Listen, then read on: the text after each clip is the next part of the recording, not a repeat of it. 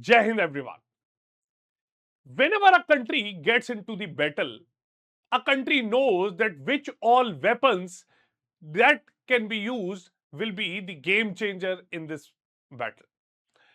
Now, even though you know that your weapon will be a game changer, but still you wait until your ordinary weapons are exhausted.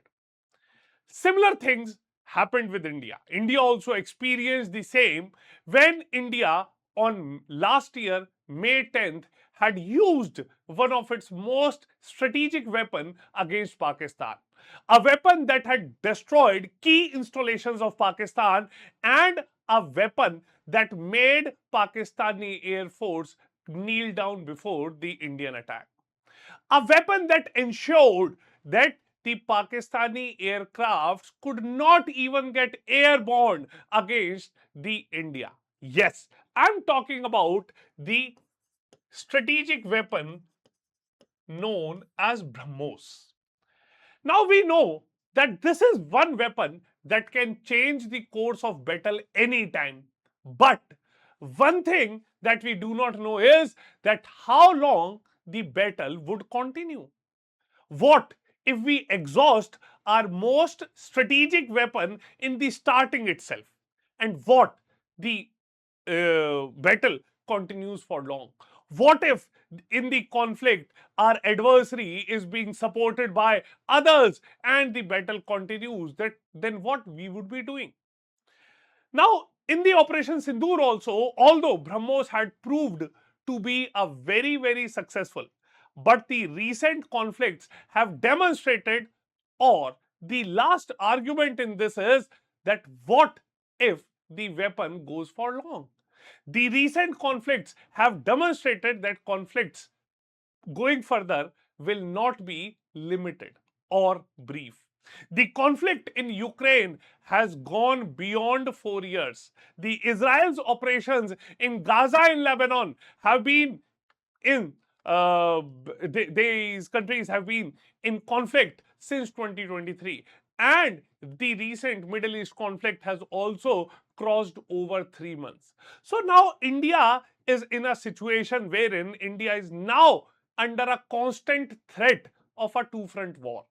And as India is building a reserve for its fighting force, so if India has to fight a battle beyond a month or two, then not all types of ammunitions can be used throughout the battle. Now, in this league, India has learnt a lot. India has faced various challenges. India has faced various failures. But now, DRDO has successfully launched a weapon that can anytime be used in conjunction along with the BrahMos. So DRDO has successfully tested the long range cruise missile with 1,000 kilometer strike capabilities. Okay, and it is the long range land attack cruise missile, LRLACM. So this missile can be somehow called the Tomahawks of India. A missile that can be used in conjunction with the BrahMos and can anytime destroy enemy targets deep inside its territory because of its long range attack capabilities. So while BrahMos brings speed and shock, India's new LRLACM, or popularly called the Indian Tomahawks, they bring reach, endurance, and a sustained firepower. So, a deadly combination that can help India in case India gets into a prolonged conflict. So, when we discuss what is LRLACM, so it is long range land attack cruise missile developed by DRDO, and this is a matured program under the Nirbhay program wherein we had faced certain failures, okay, and the program that had been launched in 2013. Recently, successful test flight was done on 15th June from our integrated test range Chandipur in Odisha, and the previous test was conducted in November 2024. So this missile LRLACM, okay, the long range long land attack cruise missile, has a range for up to 1500 kilometers. It has the subsonic speed, any speed of somewhere around 0.7 Mach. Okay, it the best part is that terrain hugging, so it will fly low. Okay, low altitude flight with maneuverability. Moreover, it has the indigenous Manik small turbofan engine and can be launched from various platforms. So it can be launched from a mobile ground launcher, naval vertical launch systems, and air launch variants under development. So this missile can be used from our triads. Okay, warhead, it can carry up to 500 kg of conventional precision warhead. Okay, so we can see that it is India's own Tomahawk. It is cheaper, it is indigenous, and built for real world sustained warfare. Now, this missile is 1/4 of the cost of BrahMos. So we'll see it further how this missile will be a game changer for India. So first and foremost, if we talk about the technical capabilities, the length is approximately 6 meters, weight around a ton, range 1000 to 1500 kilometers, speed is subsonic. It uses the indigenous Manik small turbofan engine. Okay, guidance, waypoint navigation plus advanced terrain following, survivability. Now this missile has got a limited stealth capability because this missile will be flying low. Okay, so sea skimming, low altitude flight to defeat modern air defenses. Flight profile, low altitude, terrain hugging with in-flight maneuverability. Warhead, it uses conventional or nuclear. So primarily it will be using conventional, and launch platforms, it can be used from multiple platforms. So one thing that again we need to understand herein is, or if we have to take a catch, okay, just understand a 6 meters of precision, up to 1500 kilometers of reach, and about a ton of deterrence. Now, this is something that is India's new strategic arrow. Now, the tests have changed everything. Now, this test, okay, with this test, we have attained something that we have been trying for long. Okay, this missile continues with the legacy of Nirbhay class of missile. Okay, so radar monitoring, electro-optical tracking systems, telemetry stations deployed along the flight path.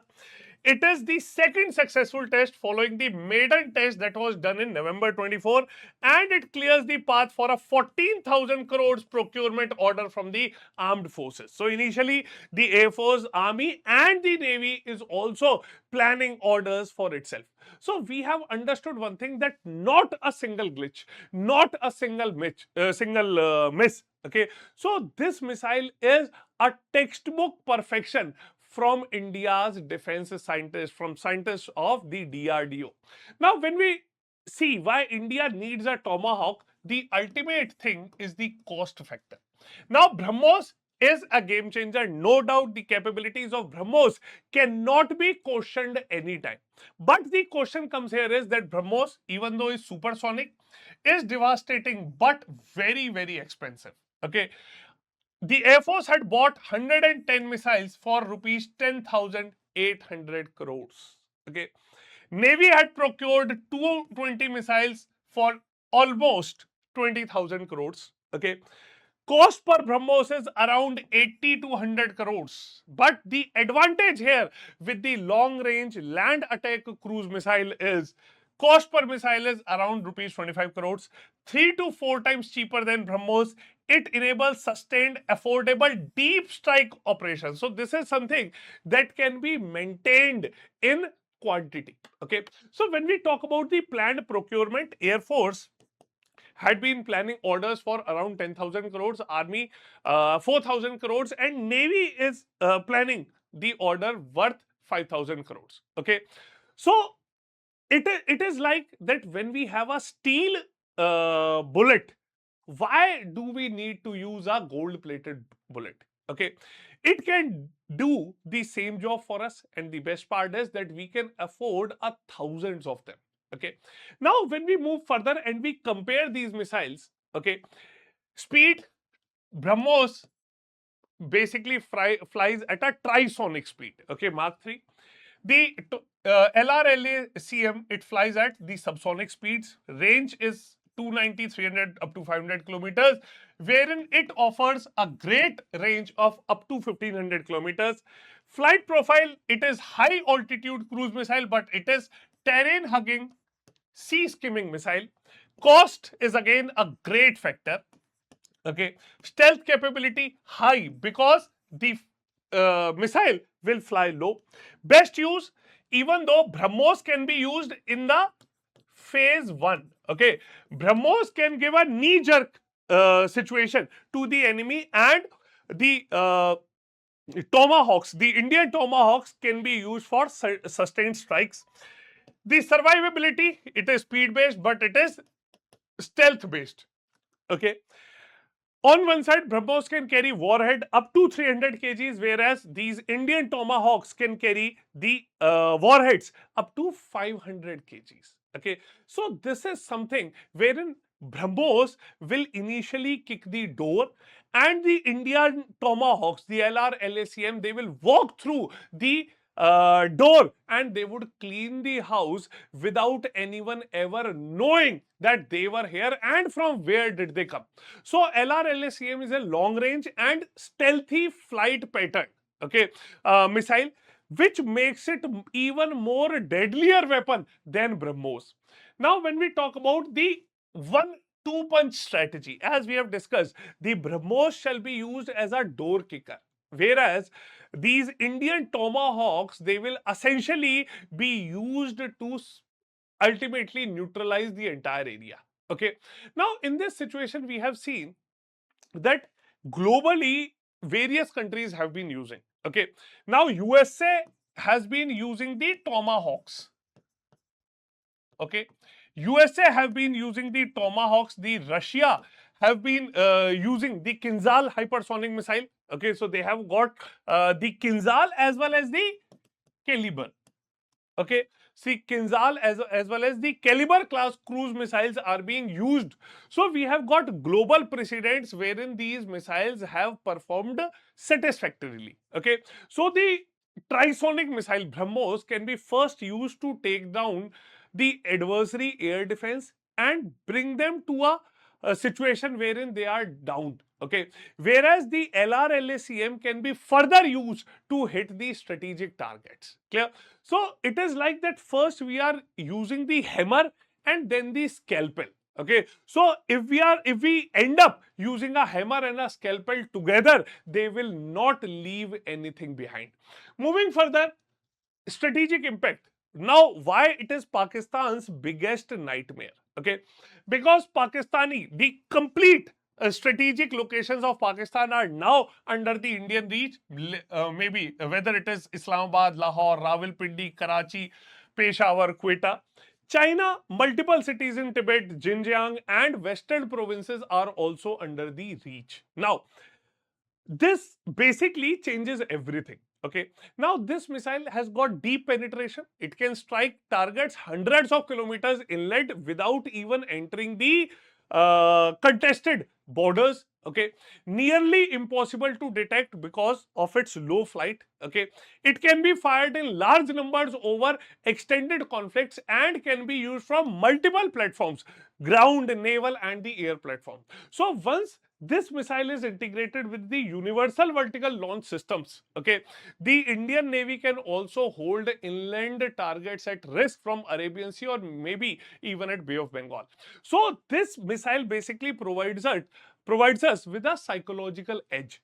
It can force Pakistan to invest heavily in the air defense and dispersal, which would further strain their economy. Okay, now India now joins the elite club. Okay, Acha, now once we discuss the operational capabilities of this missile, we had seen that Pakistan's air defense network was basically built to stop the BrahMos, which they could not. Now, their air defense system is never designed to stop what they cannot even see. So, LRLACM gives an advantage to them.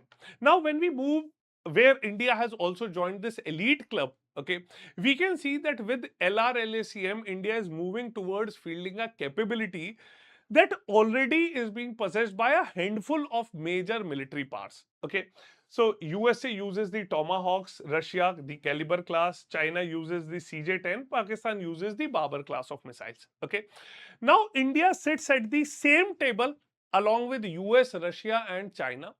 Now these countries will be rivaling India, and now this Indian Tomahawks is a missile that rivals the best in class missiles in the entire world. Now this missile continues with the legacy of the Nirbhay class of missile. Okay, the Nirbhay program that was launched in 2013. Okay, we had a certain setbacks from this. Okay, we had multiple failures, we had issues in propulsion, navigation and flight control issue. DRDO had responded repeatedly, they had resigned critical subsystems. Okay, and then we were able to get the Manik turbofan engine. Now ultimately we have a family of indigenous long range cruise missiles. Okay, and this LRLACM is basically a successor from the Nirbhay family. So this Nirbhay experience had taught DRDO that what did not work. Now LRLACM shows the world what it does. Okay. Now moving further, if we talk about the future plans and about the induction timeline. Okay. So in 2024, the maiden flight was conducted. In 2026, second successful tests have been done on 15th of June. 2026-27, two more developmental trials and two user trials have to be done. Then by 27-28, induction is expected for all the tri-services. Future is air-launched variant integration can be carried out with the Su-30s, and the future will be integration with universal vertical launch systems on the naval platforms. So ultimately, we have understood that this is not just another missile. It is India writing its own rules of modern warfare. So we have understood that this missile offers us indigenous achievement, cost-effective deterrence. It offers strategic depth, okay, capability. Okay, the missile can be used in conjunction with BrahMos, multi-platform flexibility, and it also provides us with stealth and precision. So ultimately, when India enters into this elite club, India also fulfills its aspirations of being indigenous or Atmanirbhar. So this LRLACM is not just a missile, it is basically a statement that India can now wage affordable attack against its adversaries. It is Pakistan's biggest nightmare and China's newest concern. And since this missile is bigger than BrahMos, maybe not in speed but in reach, stealth and strategic value. So when BrahMos gives us speed and lethality, the Indian Tomahawks, they would give us the reach and sustainability. And together, BrahMos and the LRLACM, they give India strategic dominance over our adversaries. So do let me know in the comment section, how do you feel this development from DRDO?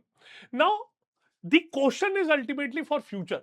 When India can strike any target in Pakistan and the western part of China at a cost that it can afford, okay, the numbers that it can sustain, what does that mean for the balance of power in the complete South Asian region? So, with BrahMos giving us speed and shock, this LRLACM would give India reach and endurance, and together they would make India's missile one of the most formidable in the world.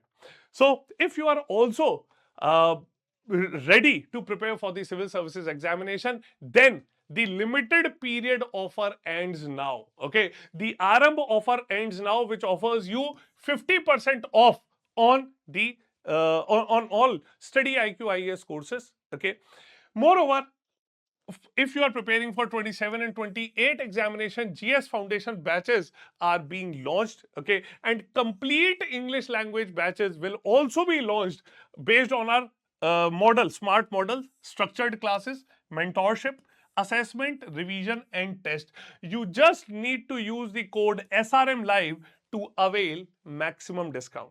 So this was all from my side today. Do let me know, how do you see this DRDO success for future of India's security? So we'll see you all in the next session. Jai Hind.